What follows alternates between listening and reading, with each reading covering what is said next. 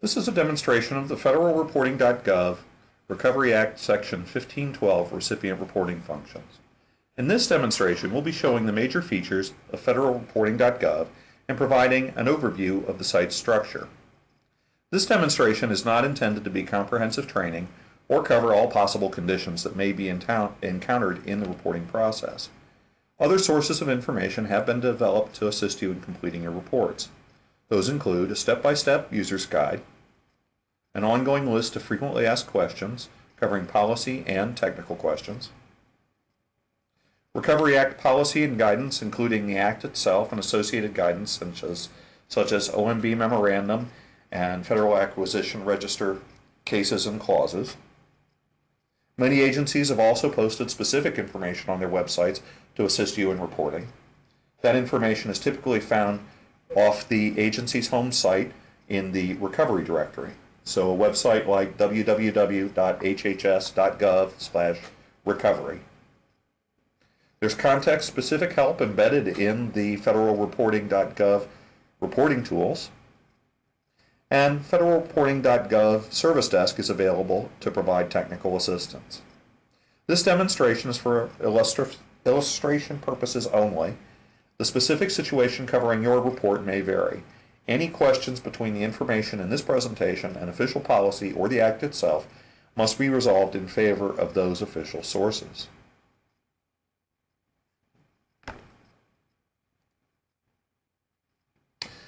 The first thing is to navigate to federalreporting.gov.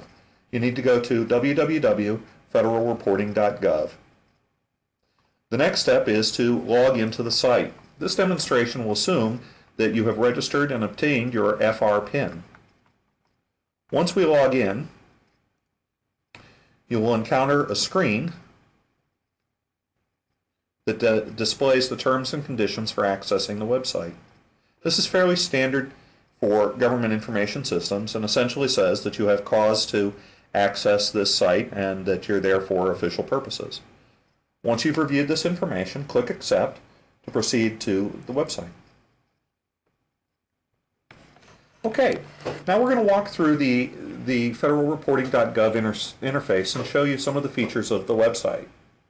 Looking across the top, we see that there are standard home, about, downloads, frequently asked questions, and help. We'll take a look at some of these in more detail.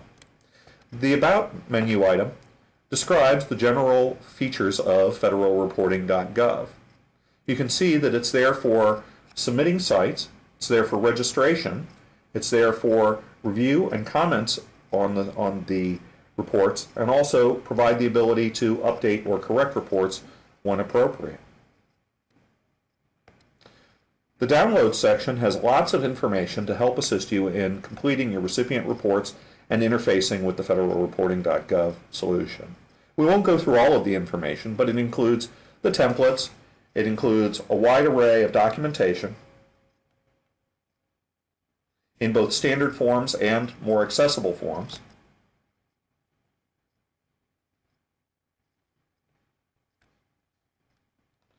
The Frequently Asked Questions section includes many frequently asked questions to help you proactively identify issues or resolve issues without having to contact the help desk. So these are questions that have been asked to date and that we've seen on, frequently, and have developed standard answers and resolutions for. This is the first place you should check before escalating to the help desk. You'll likely get faster responses, and the answers will hopefully be the same.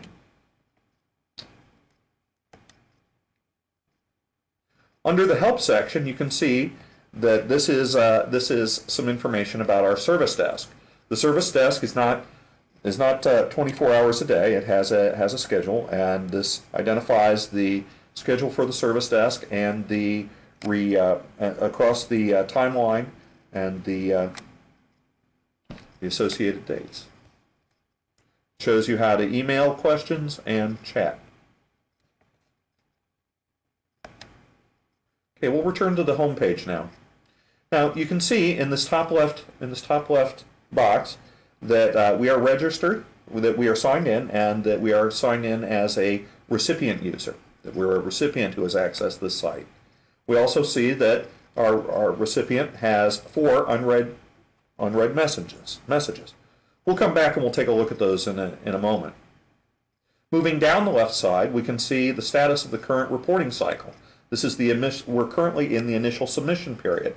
This is the time period during which prime and subrecipients enter their drafts and finally submit their formal reports.